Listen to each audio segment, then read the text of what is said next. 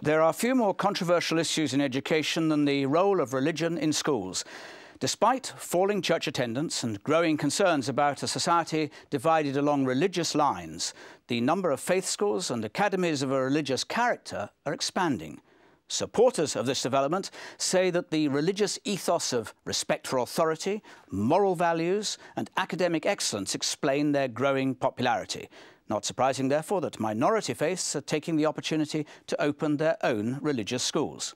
Their opponents argue that more selection by religious affiliation will further divide our fractured multicultural society, and that the presence of religion, both in faith schools and elsewhere in the system, threatens the liberal values of a modern nation.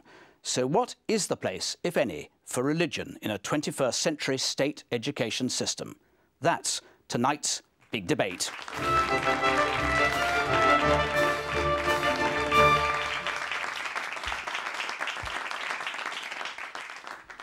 Good evening and welcome to the programme. Here to discuss the role of religion in our schools, I'm joined by a formidable panel, a select group of witnesses and representatives of all the major religions, as well as a studio audience of parents, students, teachers, all with their own forthright views on faith and education.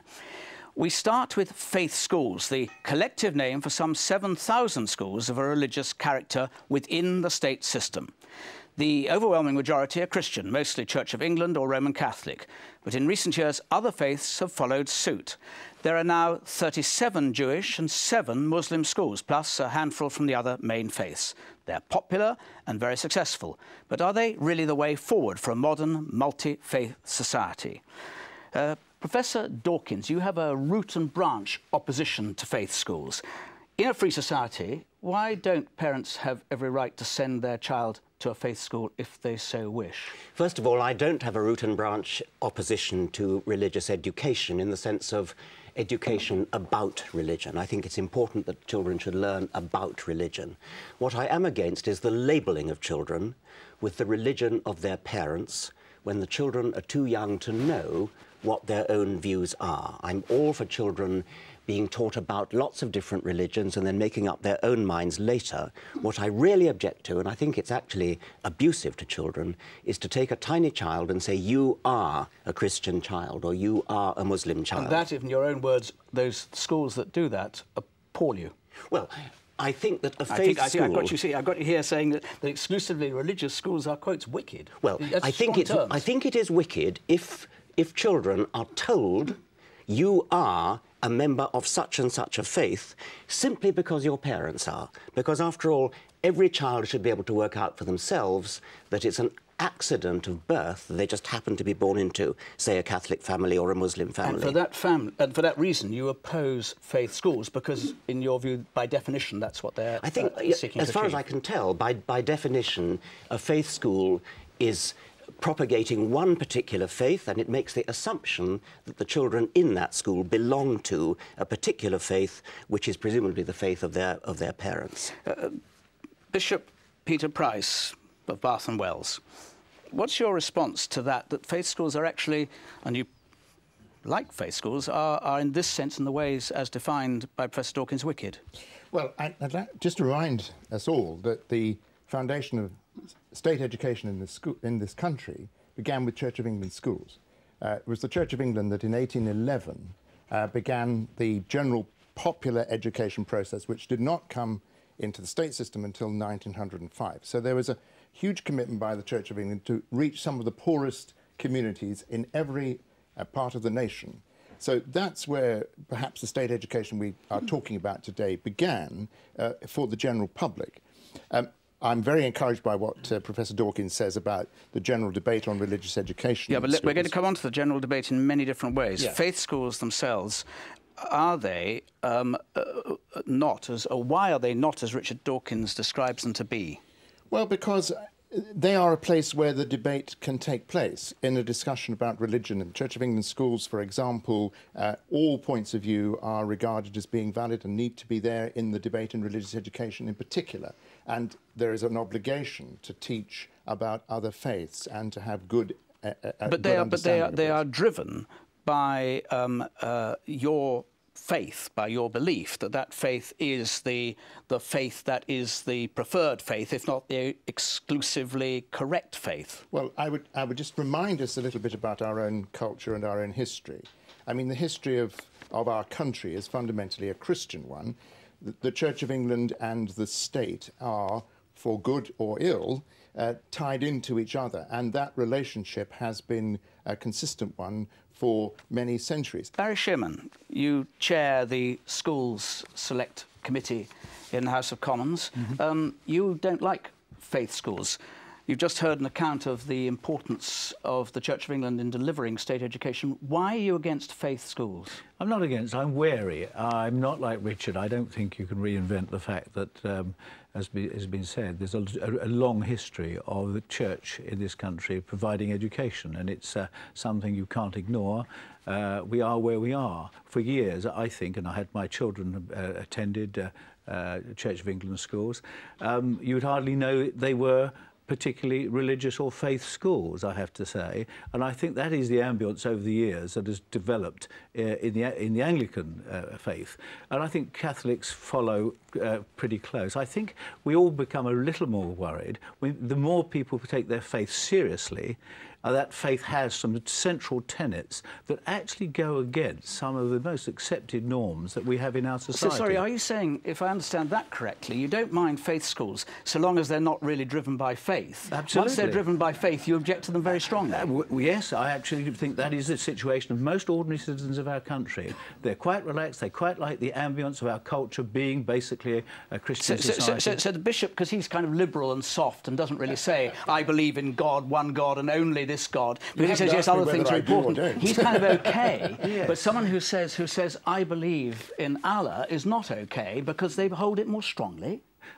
It worries me when I take evidence in my committee or my citizenship inquiry where I found, for example, some of the evidence from the Catholic Church who find it very difficult when they're talking about citizenship to talk about gay people in what I would have thought a balanced way, It worries me when I took evidence from some people from the Muslim faith where I thought that they were talking about women and the rights of women in a way that I find rather unacceptable in modern Britain. So there are certain issues where it does worry me when the faith, as I said, is taken more seriously and more fundamentally.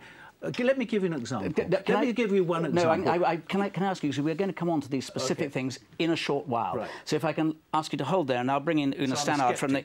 You're a sceptic, very clearly, from Catholic Education Services. Do you have one rule for the Church of England or the Catholic Church and another rule for Muslims?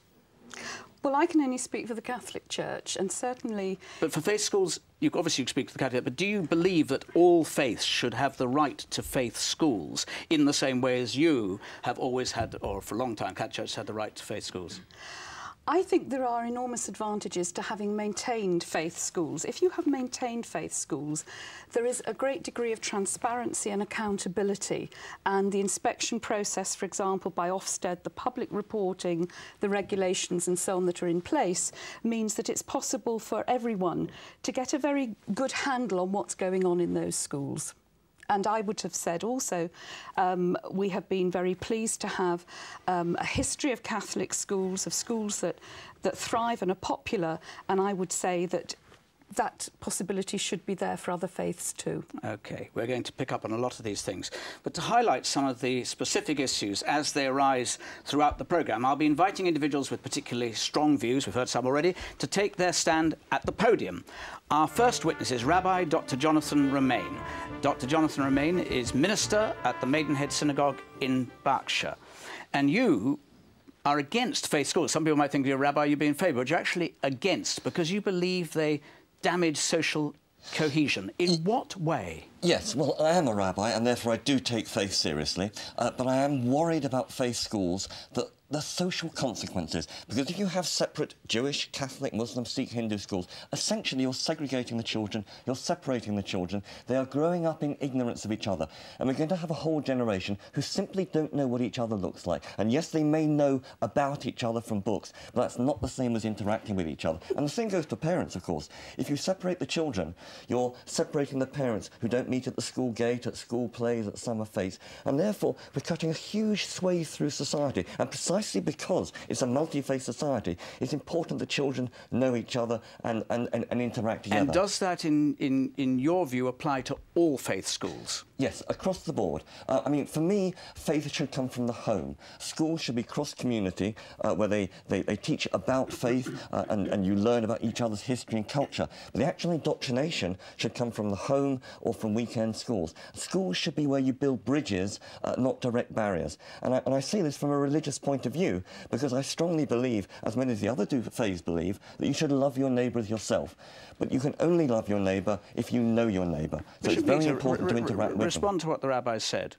Oh, well, I mean, I think that, there's a very real place for, in faith schools, that there must be a range of people who are able to join those schools. And in the tradition of the Church of England, for example, in certain parts of the United Kingdom, there are more Muslims in our schools than there are Christians in our schools. Now, it's a very small number, I grant you, but equally we work on the principle that there will always be the possibility and the reality of other faiths being part of those schools. What about the point that the rabbi is making, that actually you don't, almost by definition, because you are generally speaking not, if not entirely exclusive, broadly, predominantly, you're teaching one faith, or the framework is for one faith, and that itself is divisive? Well, I make no apology for the fact that we have a history of being a Christian nation. From the perspective of the Church of England. OK, let me bring the rabbi in on that. You make no apology for that fact, and it's perfectly valid and not divisive, because you have other faiths at the school. It's a totally disingenuous point. I mean, most faith schools are exclusively Jewish, Muslim, Sikh, whatever. And it's a religious apartheid society we're creating. I mean, I deliberately sent my children to a normal cross-communal school because I wanted them to sit next to a Christian, play football with a Muslim, do homework with a Hindu, and walk home with a secularist. And that way we will not fragment society. Richard Dawkins, you want to... So many of the panel have referred to things like Catholic children, Muslim children. There is no such thing as a Catholic child, no such thing as a Muslim child, at least not young ones. They are too young to know what they are. That's the point I was trying to make earlier. Let me just then do you reject that? If a child happens to be born of Catholic or Jewish or other parents, are they by definition, in your view, Church of England? Well, I think this is a very important point that Richard is making. If you are Jewish, that is an integral part of being a culture. I believe that to be true of being Muslim and Sikh too. My understanding, in general terms of being Christian, is that choice is much more likely to come into play at some point. Okay, however, if you are baptised as a Christian by your parents... Even if you don't have choice in the matter? Even if you don't have choice in the matter, at that point, you are regarded as a Christian. OK, let's pick up on the, Richard, on the case of Muslims and Jews, which the Bishop has just said you are actually, culturally, by definition, you belong to that culture, and that is, you're defined in that way, and the school is reinforcing your culture. When you have faith schools, it does seem to me, talking about a Catholic child or an Anglican child, you really are making an assumption which is presumptuous and is, I think, wicked. I don't think you can get out of it by just saying, oh, it's a cultural matter. It isn't a cultural matter. You're being taught doctrine. You're being taught doctrine as your doctrine, as opposed to that other child's doctrine in a different school. That seems to me to be wicked. Thank you. And I'm going to have to... I'm sure we'll touch on some of this in a moment again. But Dr. Romain, thank you very much indeed. Our next witness is Dr. Mohammed Muqaddam. Dr. Muqaddam is chair of the Association of Muslim Schools and the principal of Madani High School in Leicester. You want to see more Muslim schools, regardless of the impact that the rabbi says they have on social cohesion. Well, first of all, with respect to the rabbi, I don't think he's looked at the facts and figures in making those comments. When you talk about community cohesion, if you look and compare like with like, children, young children, adults coming out of faith schools are far more likely to integrate, participate, go on to further education, higher education, and those are the facts. I'm going to bring in on that Barry Shimon. What's your reaction to that? Actually, you're dead wrong. Well, I don't believe that they are the facts. You can announce they're the facts, but the business I do as a chairman of the Select Committee is to try and discover the facts. I certainly haven't seen those facts. I worry because I think if we started from anew, we wouldn't have faith schools, because what we are finding in our big centres of population in this country, we are finding division. Dr. Muqaddam. With respect, if people go take the efforts to go and see Muslim kids in faith schools, and when they go into further and higher education, they'll see for themselves. I mean, I think it would be important if the government could carry out a large-scale research, to find out what the facts are, rather than have this ideological and sometimes very prejudicial debate about what the faith schools are. Is the chairman of the Select Committee being ideological in this? Well, I don't think he's got the facts as he claims he has, because I run Muslim schools. But how do I'm you... the chairman of the Muslim schools, and I do visit... How do you know that when your pupils go out into the world, they are more integrated into the broader community than those Muslims who go to a comprehensive school which doesn't specifically have Muslim faith built Well, I can stand here all night and give you lots of examples, but let me just give you one but example. But that's just as anecdotal as his evidence. That's the problem, isn't it? It is anecdotal, and the reason is because there isn't a wholesale or big research carried out, and it's important that the government does do that so that we can put this to bed once and for all. As Muslims, we have a right to bring up our children in accordance with our beliefs, which have served us over the centuries well. Now, I give you the same right to bring up your children in the way that you want. What about the rights of the children themselves? Well, the rights of the children come when they are they're old enough to understand the issues. Until they get to that age, it's the parents' responsibility and duty. Do you teach them that apostates should be punished? You may not share that, but that is my religion. That is the way I've been brought up, and I bring that child into this world. I educate him. I give him everything. It's my right to make sure that I bring him, and I take issue with that. You think that it's wicked. Well, that's your point of view. I know that's going to make him a better human being. And what's missing is when you talk about faith, you don't look at what faith teaches.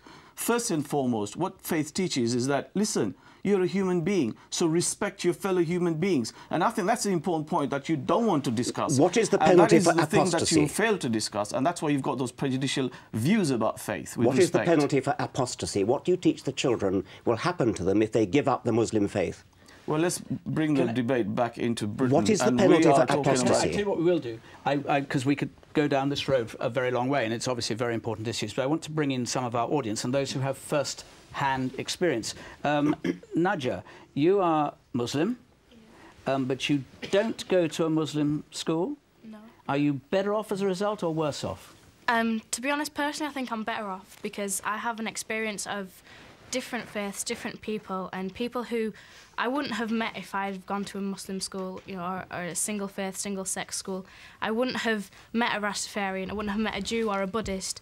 And when I speak to them, they have their views and I have mine, and I wouldn't have the skills I have to talk to different people about different issues. Have you got friends who are Muslim who are at exclusively Muslim schools? Yeah, I have. Do you think they suffer, or do they feel... I mean, is there some way in which they are missing something? I think when they lack confidence in public speaking, but I don't think I can say, oh, that's because they go to a Muslim school. But I also find that they're either become very practicing, very devout Muslim, or the complete opposite and just reject the faith because it's been so hounded in them, completely from being child and going to school. It's constantly being Muslim, do this, you can't do this, you can't do this. However, I think that is because of the way it's been taught, not because of the Muslim school, because of the religion itself. I think that because you'll find most Muslim schools, especially in Bradford, are more cultural and are not so much Islamic, because you'll find that a lot of the things they get taught come from their cultural background, and most of the time it is a Pakistani thing, for a Pakistani background, and that is what affects them more than the actual religion. Very interesting. I bring in now Sinead. You are at a Catholic school. Yeah. Do you feel yourself to be integrated at a Catholic school, or do you feel that you are in some way isolated from other faiths or non-faiths in a way that is not helpful? Not at all, because I've always gone to a Catholic school, and I think that as a young person, being around other Catholics has developed my faith and given me my own principles, morals and beliefs, which I think is a great thing for me. And I don't think, and part of the Catholic teaching has actually made me, more tolerant towards other religions, which, the Catholic faith does teach you to be civil to one another. And also we learn about other religions in our, part of our syllabus, which I think is very, very important, and it gives us a basis to know, which I don't think you would get if you went to a comprehensive school. I go to many other places and I meet other people. I've met many Jews, many Muslims, many different people, and I've been able to get on with them due to part of the teaching that I get at Catholic school. And also I just get on with them. They're still people at the end of the day, despite their faiths, and I think that's very, very important. I want to bring in Jay Lakhani. You've been listening to this debate. You're director of the Hindu Academy. Indeed, yes. What's your take? See, first of all, we hear the language tolerate people of other religion. We also hear the word now being bandied about saying learning to respect people of other religion. This is a red herring, because in reality what they mean is this: we are right and they are wrong, but we won't make a fuss about it at the moment. They'll find out soon enough when they die. So this is really at the moment, the way the faith schools are kind of run is the way they're presenting faiths themselves are very exclusivist, very kind of divisive, and I would say something that should not be funded with public money. We must pause it there with a thank you to Dr. Mohammed Makadam for joining us there, and to say that for the moment is so much for faith schools. What about the rest of the state system? Is it time to change the law and make these schools truly secular? That's after the break.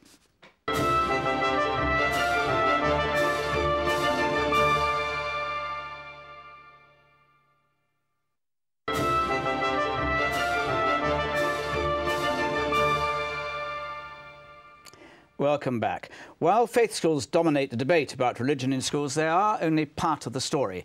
Faith is alive and well in the rest of the state system in the form of compulsory religious education and a daily act of collective worship of a broadly Christian nature. With faith schools serving the needs of children of the devout, are these legacies of the 1944 Act an anachronism that's overdue for reform? Our next witness is Andrew Copson. Andrew Copson is the Director of Education at the British Humanist Association, and he leads their campaign on religion in schools. No parent is required to send their child to participate in an act of collective worship at a state school, so what's the problem? Well, there are two problems. First of all, you say no parent is compelled to do so, but of course it is the parent's choice and not the child. There are plenty of children who are compelled to engage in religious worship, though they may not wish to do so. And the second problem is that really we don't believe that any parent should have to make the choice. Many parents, certainly the parents who come to us for advice, don't want their child to seem different, maybe feel marginalised and alienated in that way. Let me, on that, bring in Bishop Peter. You've got your faith schools. Mm-hmm. Why should everyone else be compelled to endure, if they don't want to, an act of collective worship? You seem to want your cake and eat it. Well, I think it's, I mean, it is still a part of the Act, and in the review of the Act, it wasn't removed. I continue to believe... The question is, given that that is the case, why should it be the case? Because you obviously support it. Well, I support it to this degree, that I think there is merit in people gathering together. There is merit in people experiencing worship, that is, both of each other and of wider values that may be part of a tradition. And in this country, it is a Christian tradition. But forgive me, an act of worship is, you could come up with all sorts of definitions, but it's effectively an act of devotion or reverence to a supernatural deity. In the case of our schools, a Christian deity. It's not getting together and saying how much you want to understand each other. No, that's right. And I mean, of course, I've sat in many school assemblies. I've led many school assemblies. I fully accept that this is a very difficult issue. But I, at the same time, think that there is some merit in actually giving people space for reflection, even if at the end of the day they're not able to agree with or make the worship in the way that I might make That's it, very interesting. You're not making a very powerful case by your own account for having an act of worship. You're making a good case for saying you should get together and reflect and participate in a communal event. Yes. Which is very different from what the law requires. Well, the law requires a broadly Christian perspective. You're almost saying, and I don't want to put words in your mouth, that you wouldn't object, actually, if a school said, well, actually, we want to have a humanist act of collective, whatever it would be, reflection. Well, as you know, I take the view that we belong to a Christian culture. I think we should never apologise for that. And therefore, in a sense, Muslim doesn't belong to a Christian culture. Hindu doesn't belong to a Christian culture. But Jew doesn't belong to a Christian culture. Reality of this nation is a Christian culture. We may have all sorts of different groups of people within that culture, and right the way through from the Elizabethan settlement, the responsibility of the monarch, therefore for the church, has been to protect the well-being of the minority bodies within the country. It has always been that there have been minority groups within the nation, and our perspective is quite distinctly, very clearly Christian. But we're dodging the fact that we do have a state religion in England. It's unique, isn't it? It's unique. And the fact of the matter is, you're quite right, a lot of schools, the evidence given to our committee by the Chief Inspector of Schools this morning, many schools don't even carry out an act of worship at all. Yeah, and it could easily... They define the law, technically. Of course, they define law. It could easily be replaced by a non-religious humanist experience having certain values in common. Let me bring in Dr. Indrajit Singh, not least from the Sikh Messenger. What is your perspective on this? Well, first of all, can I just broaden it a little bit? Because everything we've heard this evening applies only to the Abrahamic religions. And we are being sort of pushed into that, where we are not there at all. I agree with many of the points Professor Dawkins makes. I agree with many of the criticism. But when you talk about faith, the Abrahamic faiths all have this in common. They are exclusivist. They all feel that they have a special relationship with God. With Sikhs, it is totally different. In that context, what would you do about in this country, about the collective act of worship? Because it's clear if Parliament wished to change the law, Parliament could change the law. It has, in fact, become virtually meaningless with people of different religions within the school, and it ought to be replaced by a common reflection on ethical issues. Let me bring in Catherine Weddell. Catherine Weddell, who's here. What's your thought? My feeling is that there should be collective reflection at school, that collective worship has no place in state secular schools. I agree with Professor Dawkins that indoctrination into a faith and the assumption that students are going to be of a certain faith is inappropriate. However, I agree wholeheartedly with our last speaker, who said that I feel that an active collective reflection should have a more central place in schools. It sounds to me, from what I'm hearing so far, that we're doing a very British thing of having this thing we call a collective act of worship. No one takes it terribly seriously in its formal terms, but it's quite a good way of a school getting together. Luis Nayusi, what's your view in the back row? I think there should be an act of collective worship, because this is one of the ways through which we can have integration and also teach other children of other faiths about our own faith. When you say our faith, your faith is? For example, I teach in a Catholic school, and we have a general collective worship. And through this, some children who do not belong to the Catholic faith or do not practice the Catholic faith, they are able to learn about what the Catholics believe and practice. And the children themselves who are Catholic also broaden their faith through that act of worship. And Andrew Copson, is it such a big deal? Yes, I think it is. I think it's a big deal for two reasons. Now, you say that many schools don't comply with the law, and that's true of secondary schools. Most of them don't. 90% of primary schools do comply with the law, and of course that means that it is still a problem. The other reason why it's a problem is that the law as it exists prevents the development of better practice. You know, we know that good assemblies, good inclusive assemblies can build school community, can increase ethos, can be educationally and developmentally useful for children. But as long as this law exists on the statute book and we have to sort of cough and sort of defend it, and bishops have to say, oh, well, I sort of, you know, worthship or whatever, and play with words, that best practice isn't going to develop. Let me bring you on to the other aspect of religion in schools. Are you, as root and branch, opposed to religious education being taught at schools? Well, religious education, unlike worship, has come on a lot conceptually in the last 60-odd years since the Education Act. So are you happy with it as it stands? No, I'm not happy with it as it stands. What's wrong? I think, well, there are various... in many ways, it's still a throwback to an earlier time in that, for a start, it's not on the national curriculum, which makes it incredibly difficult to regulate it. It also fails to adequately include the views of what, according to some surveys, the vast majority of 12 to 19-year-olds, which are non-religious perspectives on questions of meaning and purpose and value, and it needs to include those a lot more. It needs to become a lot more comprehensive of various secular and religious responses to these questions. Bill Moore. I would resist the temptation to go down the road of having a national curriculum for religious education, because local need does need to be taken into account. The local communities need to be reflected in the learning that goes on. I think one of the things that we do need to bear in mind in all of these issues is it is extremely complex.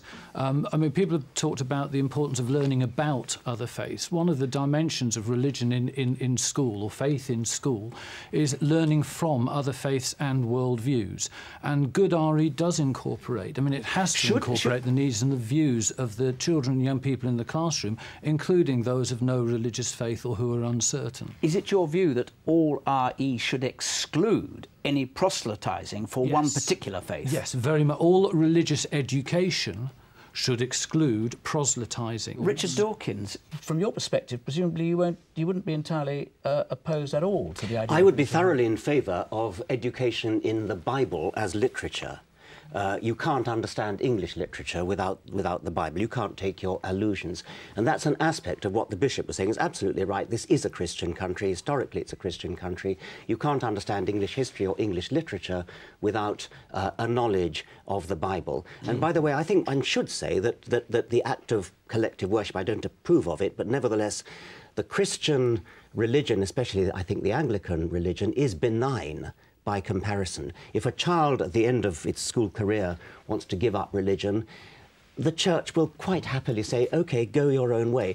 The penalty for apostasy in the Christian religion is not death. There is no penalty for apostasy at all in the Christian religion. The Christian religion is comparatively benign, and we should respect it as such. Let me bring in we've got teachers in this audience who do religious education from different... Yes, in the back with the glasses. Kate, I'm head of RE in a comprehensive school. Well, I don't see the problem. I mean, the kids love it. You've got to learn about religion. You've got to learn about the rocks and the rivers and the mountains of the world. You've got to learn about other people.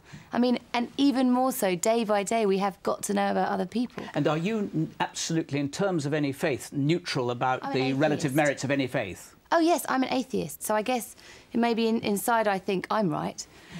But, I mean, my school's very... You don't say you are not normative, though, in the application of your intellect to the class? I don't know. I probably shouldn't say that because I probably am a little. But we're not apologetic. We're not confessional. I mean, the heart of RE is faith, kind of. And there is a problem there because we only do really learn about. And so, you know, this faith thing, that comes back to the problem of collective worship and the problem of faith schools. Una, just quick thought on this. Should all religious education in schools be entirely free of the individual preference of the school or the individual belief system that the school has adopted? I think if you're a school with a religious character, an intrinsic part of that religious character is actually teaching that faith. But I think the word that you've got to keep in mind all the time is education. And education, by very definition, gives people an opportunity to reflect, discuss, share their thoughts and struggles, it doesn't mean in good religious education that there is any space for saying you can't have a view and you can't share it.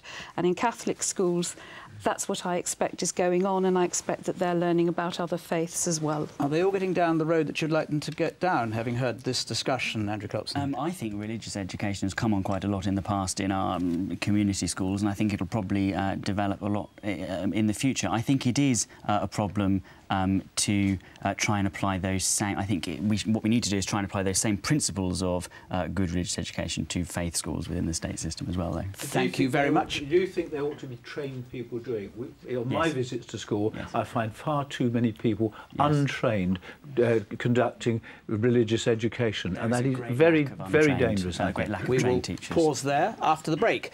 Does a belief in God offer the best framework for teaching moral values to our school children, or does religious conviction too easily come into direct conflict with a free and open society? That's in a moment.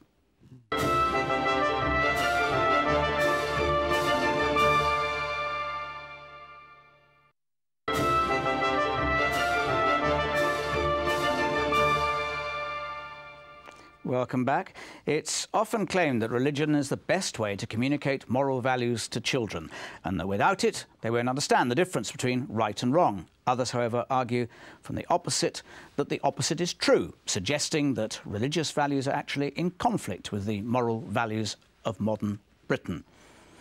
Bishop Peter, it would be arrogant, wouldn't it, to suppose that somehow a belief in God gives you unique access or special access to the principles of right and wrong in a secular society? The making of any kind of boundaries in a society depends upon the need for a cohesion in that society. And the Ten Commandments, for example, which have been the foundational documents for Jewish and Christian faiths and have been influential in others, were essentially in order to give society some cohesion. To my mind, there is a greater value in the concept of a God-shaped series of values, because we're called back to something that is beyond ourselves, and that's often very important. Richard Dawkins, does a God-shaped perspective or set of values do any harm to the way in which children should be taught at schools? Right? Thou shalt have no other God before me, thou shalt make no graven image, thou shalt keep the Sabbath holy. What on earth's that got to do with anything to do with morals? That's the Ten Commandments, or at least 3 of them. It would be deeply depressing if the only way children could get moral values was from religion, either from Scripture, and God knows we don't want them to get it from Scripture, I mean, just look at Scripture, or from kind of being afraid of God, being intimidated by God. Anybody who is good for only those 2 reasons is not really being good at all. Why not teach children things like the golden rule, do as you would be done by? How would you like it if other children did that to you? So why do you do it to them? So God is not only irrelevant, God is damaging. I didn't say God was damaging, but I think it's depressing that anybody should suggest that you actually need God in order to be moral. I would hope that our morals come from a better source than that, and that therefore they are genuinely moral, rather than based on outmoded Scripture or based on fear. Una Stannard. Let me bring in Una Stannard.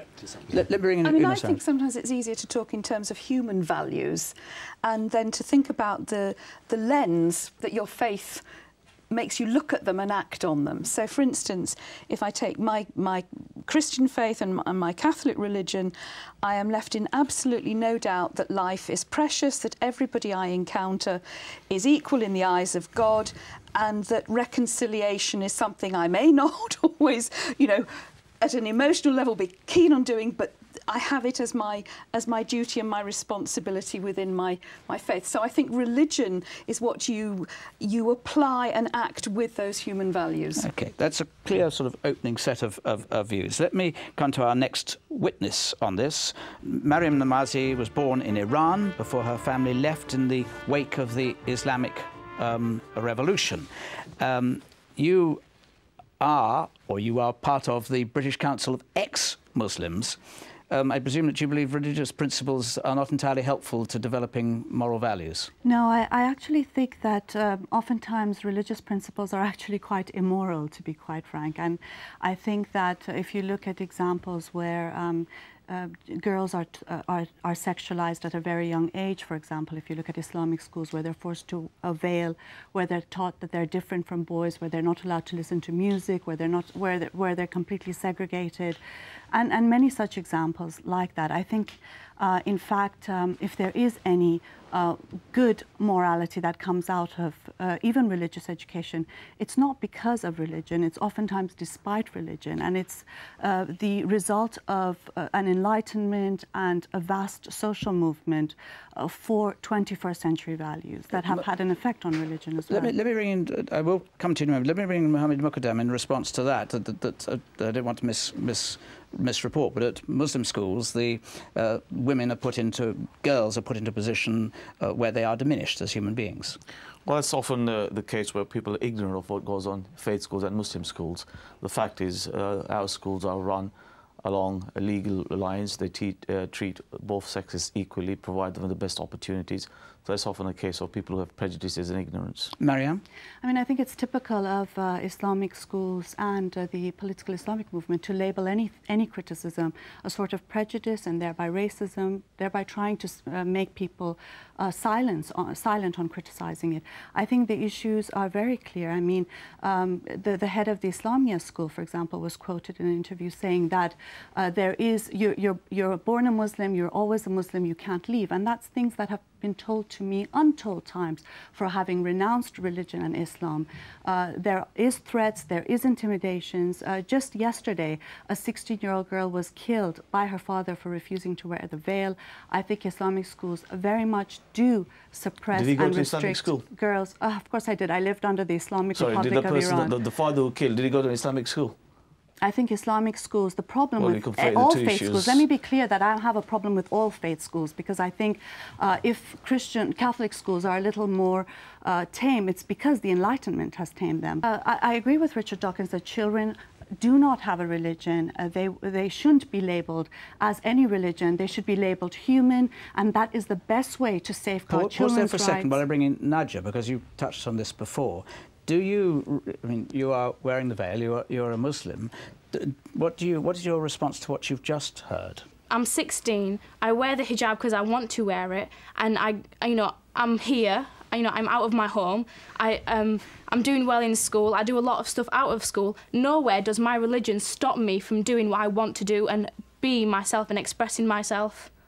There's a confusion here. You are assigning to religion what is actually, if Nadja is right, a cultural phenomenon. We have enough examples in the 21st century to know that it has everything to do with religion.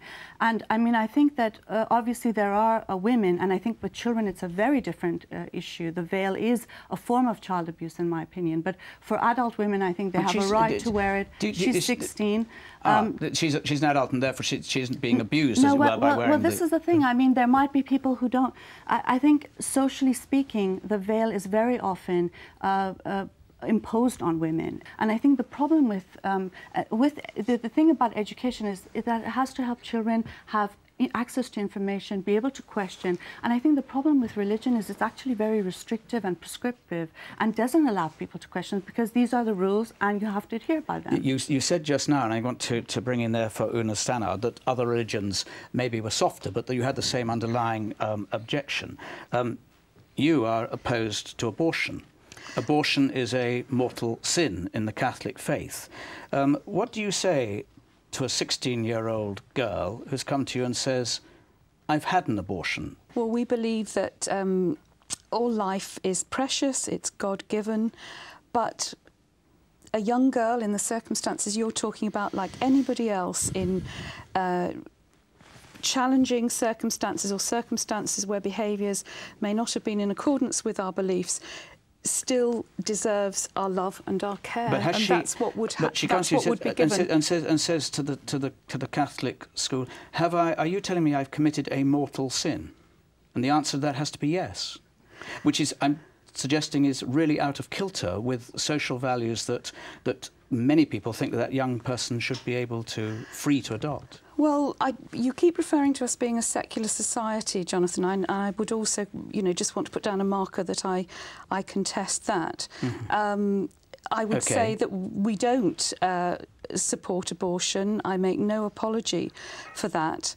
But if we wanted to put it very tritely, I suppose I would say, you know, whatever the sin, you always love the sinner, and you give them support, and there is always hope in the Christian faith. Barry Sherman, is there a tension for you between the religious values on the one hand? We've heard a couple of examples, and maybe touch on another one in a moment, between that and the principles of right and wrong that a socially cohesive society needs to develop? I think that there is, but I said very early on in this discussion that religion and each faith has a wide spectrum. And what worries me is when I do visit Muslim schools, that I often see a religion that is quite an extreme version of Islam.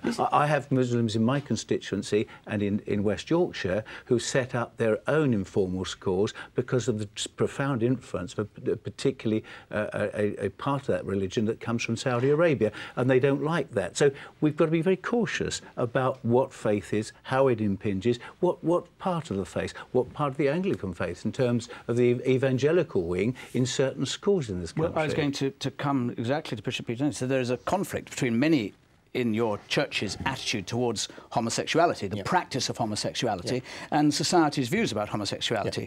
If you're taking schools and young people who say to themselves, I am gay, and they want to practice homosexuality, they get into some difficulties with many who hold your faith, which makes one wonder, is there not now a mismatch between the social values of this country, because you talked a lot about the origins of our social values, and the values that are held by a great many in your church, and actually causing great schism.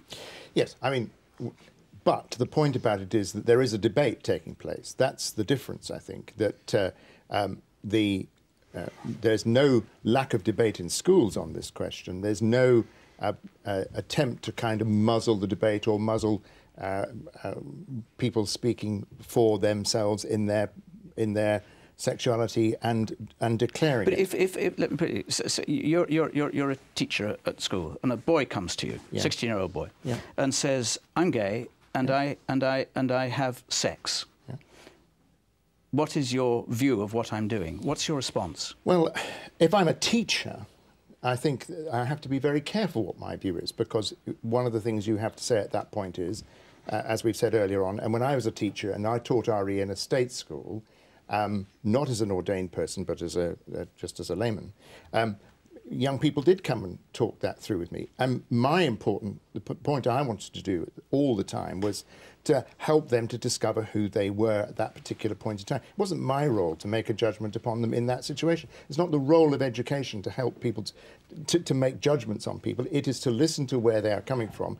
And as Richard has said, there comes a point where a young person is going to have to make up his mind whether that tradition, the Anglican tradition, the evangelical Anglican tradition, or indeed the mainstream Anglican tradition's position is one which it can live with, that young person can live with, or whether they're going to have to reject it because they really do believe that is wrong. But you've asserted generally that given the tradition of this country's education system, given the role of the Church, the Church of England, there is a society which is essentially Judeo-Christian, and that those values are represented by the Church. Some of the issues we've been discussing suggest that actually those values are no longer represented by the Church, and that at the very least will confuse children, young people, about what values they should adopt. Well, the Church of England has always taken the view that marriage between a man and a woman, bringing up children within that environment, is a God-given order. Given that's the case, and of course that's a perfectly respectable view to hold, as no one would deny the right to hold it. Should it be the view that predominates in the teaching of values to children at school? Well, it is a view that is put in education. The issue of homosexuality is discussed within religious education. There is the opportunity for a wide debate to take place. If the perspective is put that the Church of England takes this particular line. Equally, it has to be said that there are those within the Anglican Communion who do not take, and indeed within the Church of England who do not. So it is an ongoing question. General thoughts from our audience. Picking up with respect to what Sir Richard Darwin said. He's not knighted yet. I expect he will be. He's a mere professor at the moment. Professor Darwin said, if a child is born into a family given a certain religion, when that child growing up basically knows more about their religion, and as they grow up they learn about other religions and choose, and they can... Are you saying that the fact that you're brought up within a religious faith doesn't prevent you being open-minded or adopting any religion or none? Not at all. It does not prevent me from being open to other religions. I, in fact, have come to this country and chose to put the veil on. I have come to this country without a veil on. So not so very wicked is the view. But what is the penalty for apostasy? What is the penalty for leaving the Muslim faith? To be honest, I cannot back that point up. Dr. Mukadam, what is the penalty for apostasy? Before we keep coming down this apostasy. Well, give us a quick answer on what is the penalty for apostasy, and then we'll come to the audience. You very well know, if it's an Islamic country, then the Sharia is very clear. Apostasy is dealt with the death penalty. Thank you. That's all I want to hear. But what's the relevance between what happens in an Islamic country and Great Britain? I fail to see the connection. OK. I'm going to bring some more voice. The woman who's second in the middle row wearing the blue top, yes. Yeah, I'd just like to come back to the discussions we were having earlier about abortion and homosexuality. And really, I'd like to know when it became the case that we can fight really hard for our rights as women and gay people, and then we win the laws and, you know, in very hard-fought battles, and then in school, children with no choice as to hear, you know, as to what viewpoint they're hearing, get to hear, you get to do whatever you like. And, just, you know, in a very small minority, you know, the fact is, unfortunately, you didn't win Section 28. You didn't keep that in, and you didn't win the rules on abortion 40 years ago. And we won the right to access abortion in this country. And I think it is... I don't understand why it's allowed... Like, what is the argument for you being allowed to tell young people one thing when actually society has democratically decided another thing over here? We live in a democracy here. And we're all part of that democracy. And if we're providing good education, we're still part of the democracy. We're broad and diverse communities. And in any good education, as I've said earlier, you teach what you believe in the case of a confessional Catholic school, but you give people the opportunity to hear other views and to consider different points of view. The woman in the middle row here, you may still be at school, I don't know. Yeah, Carrie. Yeah, in our school, I go to Catholic school, and we are taught about abortion, but we're taught about the Catholic views to abortion, all other Christian attitudes to abortion, and all the world faiths and smaller religions' attitudes to abortion. We are told the Catholic view, and we are told what it is, and we decide ourselves whether it's right or not. Our school, because we are a Catholic school, we have the right to say what the Catholic view is on abortion because we believe in the sanctity of life. Are your fellow pupils at the school, having discovered the various views, are they perfectly free to say, well, actually, I now favour abortion and I'm no longer going to take the view of the school? Yes, many of my friends... Without any pressure? Yeah, without any pressure, because RRA lessons are structured with their debates. You're never pressured into believing the Catholic faith. You're always having a debate. From the back row with glasses. One of the things that strikes me about the discussion is that it seems that we're frightened of robust discussion of religious differences. And I think what I've heard from the pupils here who are in Catholic and Muslim schools is that they revel in that. And that's what religious education offers. And I think we've got a lot of adults who are very frightened of religion. What we need is the balanced discussion of passionate religious commitment in schools so that people can make up their own minds. One more brief point at the back. I think the how of social, moral, cultural education is... the education aspect is to ask open questions and to enable students, as our participant over here said, to enable students to take part in debate and discussion. Part of education is to express your view and justify it. Thank in you. Open questions. Thank you very much on that issue of open questions. We come to the closing of these questions. Thank you to our panel here, to our specialists, to the audience. Thank you too for watching. Goodbye.